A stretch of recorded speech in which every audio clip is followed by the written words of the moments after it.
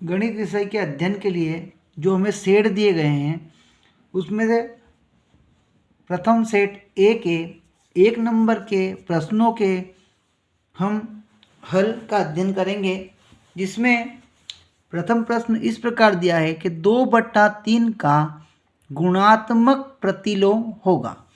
तो गुणात्मक प्रतिलोम में हम बटे में जो है या जो हर है उसको बटे के ऊपर या अंश के स्थान पर, जो और अंश है उसको हर के स्थान पर कर देंगे। तो जो 2/3 है उसका गुणात्मक प्रतिलोम होगा 3/2।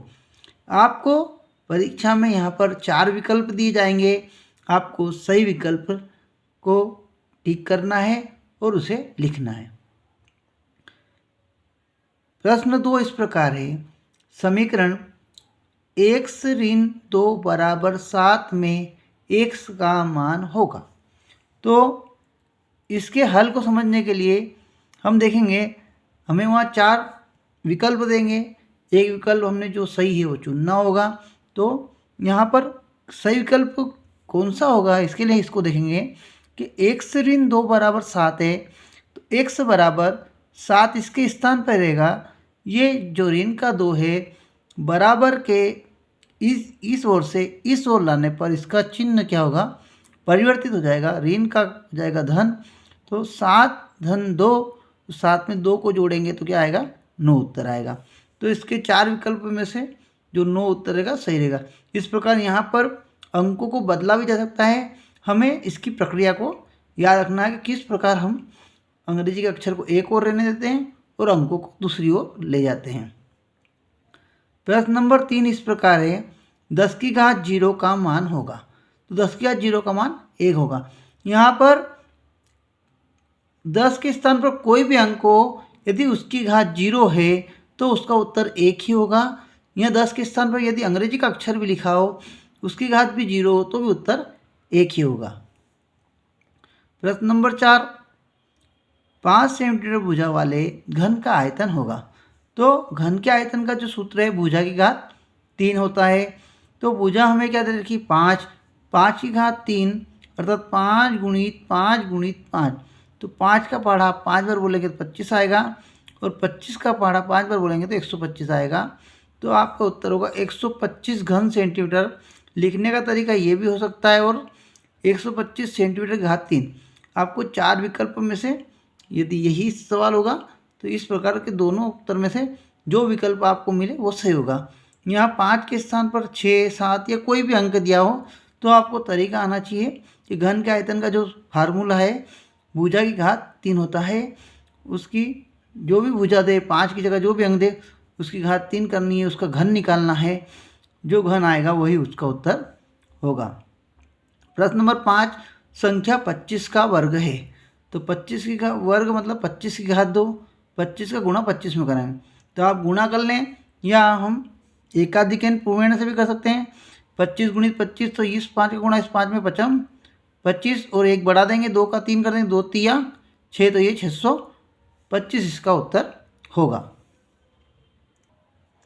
प्रश्न क्रमांक 6 इस प्रकार है, 580 का 10% होगा। तो इसका निकालने के लिए हम हल करने के लिए 580 का 10%, 580 ऐसा कैसा लिखेंगे, जो का है उसका हम गुणे का चिन्ह लगाएंगे, 10 भी ऐसा कैसा, और जब भी प्रतिशत का चिन्ह हटता है तो बटे में 100 लगता है।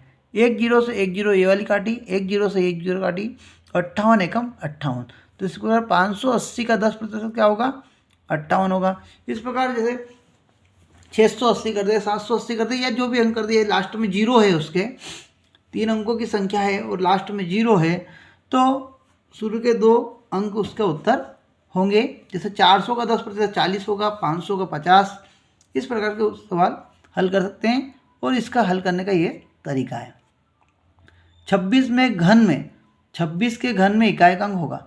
तो 26 के घन में इकाई अंक ज्ञात करने के लिए हमें 26 की घात 3 करने की आवश्यकता नहीं है, हमें सिर्फ इसकी इकाई के जो अंक है 6, इसकी घात 3, इसका घन निकालेंगे। तो 6 गुणित 6 गुणित 6, 6 36, 36 छंकी 216, 216 में इकाई का अंक क्या 6, तो इसके घन में इस संख्या के घन में भी इकाई का अंक क्या होगा, 6 ही होगा। इस प्रकार यहाँ पर कोई सी भी संख्या दें तो उसके इकाई अंक का घन निकाल लेंगे तो हमें जो उसके संख्या का जो घन आएगा उसका भी इकाई अंक ये होगा। वर्गांतरण 80 से 85 में निम्न सीमा क्या है? तो इस वर्गांतरण में जो ये लिखा है तो इसमें क्या क्या चीज़ें होती हैं हम समझेंगे। जो यहाँ शुरू में लिखा है वो निम्न सीमा होती है, जो यहाँ बाद में लिखी होती है वो उच्च सीमा होती है, और इन दोनों का अंतर या घटाव बड़ी में उच्च सीमा में से निम्न सीमा घटाते हैं तो उसकी परास कहलाती है। तो इन तीनों चीज़ों में से या तीनों में से कोई भी प्रश्न पूछे तो आपका उत्तर देना आना चाहिए। यहाँ पर निम्न सीमा पूछी है तो यहाँ पर निम्न सीमा क्या होगी? 80 होगी। अगला प्रश्न, आकृति में x का मान क्या होगा? तो ये आकृति हो गई। तो हमें ये ज्ञात होना चाहिए कि किसी भी बहुभुज में बाह्य कोणों की मापों का योग, कोई भी बहुभुज हो उसमें बाह्य कोणों की मापों का योग कितना होगा? 360 डिग्री होता है। बाह्य कोण तीनों जोड़ लेंगे, 360 बराबर 360 डिग्री, 125 और 125 हो गए 250 डिग्री, 250 डिग्री बराबर के इस ओर से उस ओर ले गए, चिन्ह परिवर्तित हुआ, प्लस का माइनस हो गया, 360 में से 250 को माइनस करा तो 110 डिग्री इसका उत्तर आएगा। तो x का मान क्या होगा? 110 डिग्री। ये तीनों मिला के 360 डिग्री होना चाहिए। प्रश्न क्रमांक 10 इस प्रकार है, ABCD एक आयत है, x का मान ज्ञात करो। तो आयत होता है, उसमें आयत का प्रत्येक कोण क्या होता है? समकोण होता है। समकोण अर्थात 90 डिग्री होता है, इसलिए x का मान क्या होगा? 90 डिग्री होगा। इस प्रकार आपको सेट ए के 1 नंबर के 10 क्वेश्चन जो प्रश्न है उनके हल हमने देखे। आपको वीडियो अच्छा लगे तो लाइक करें, सब्सक्राइब करें। धन्यवाद।